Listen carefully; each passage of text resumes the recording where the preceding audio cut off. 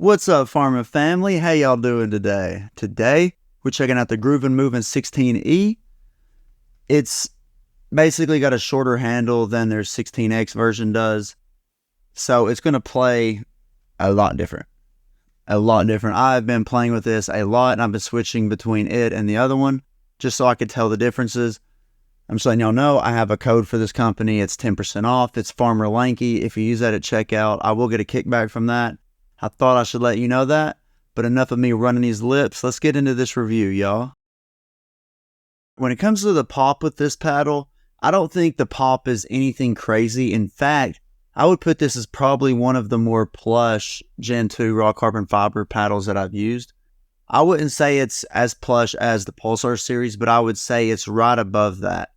Because so far the Pulsar series is pretty much the most plush Gen 2 paddle that I've used so far. So if the Pulsar is here, and I would say like the Volair, or no, actually the Double Black Diamond's here, I would say it's probably like right here. It's very close to the Pulsar in terms of, pop. When we say something is plush in terms of Gen 2, that's still going to have a decent amount of pop compared to Gen 1 carbon fiber paddles, raw carbon fiber paddles. So I would say this is probably balanced in terms of pop, to be honest with you.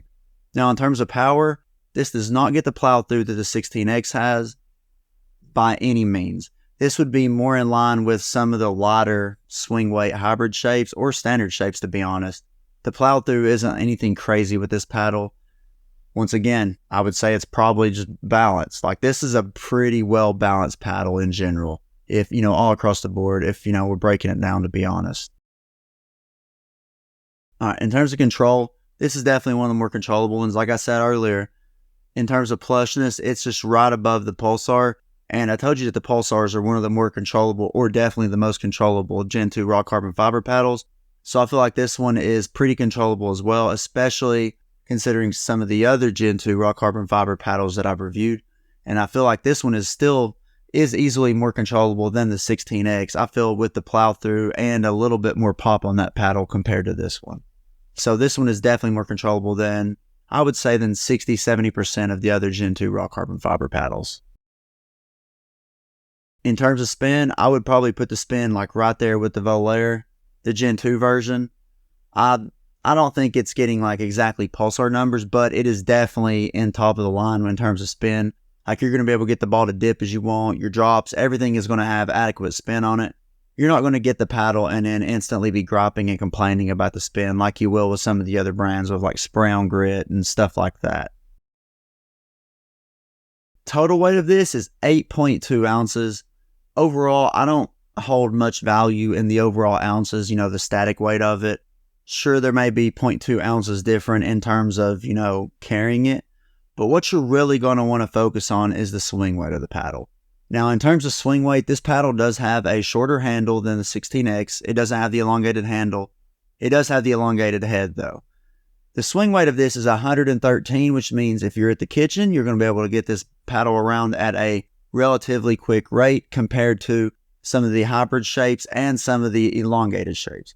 Elongated shapes will vary anywhere from 119 up to 125 generally, and the hybrid shapes are usually from like 115 to 118 or 119. Now, when you get up to 121, 122 plus, that's when it starts to become a struggle for me.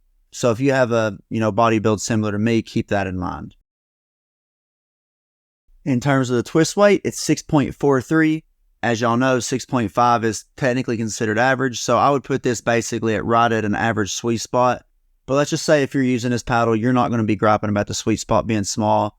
Like, we know the gearboxes and other edgeless paddles and stuff have generally smaller sweet spots. This sweet spot is going to be good enough for you to do what you want to do. And with 113 swing weight, you can add some lead tape to the side and drastically increase the sweet spot and the twist weight as well. Because when you're using this paddle, and you're doing your drives, your dinks, and your drops, you don't notice the edges being, dead at all. But it wouldn't hurt to add some lead to the edge to increase that sweet spot more than it already is. In terms of value for your money, it's $179 without my 10% discount code. I definitely think it's worth it. If I was to go back and do a top 10 video, this one would probably be, that's rough, man. It would easily be in my top 5. I know the handle's shorter, so you can't do two-end backhands and stuff like that, but I have lately been slightly going away from that. I still, incorporate, the two-hand drives into my game, but not like I once did. So using this paddle with the extra, easy swing weight was really good for my game. So I'd probably bump this into the top 5.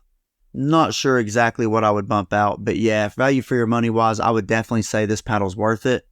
And hey, if you've used this paddle and you like it, or if you don't like it, slap your comment down below. Let me know what you thought about it. I really enjoy those comments and seeing other people's opinions.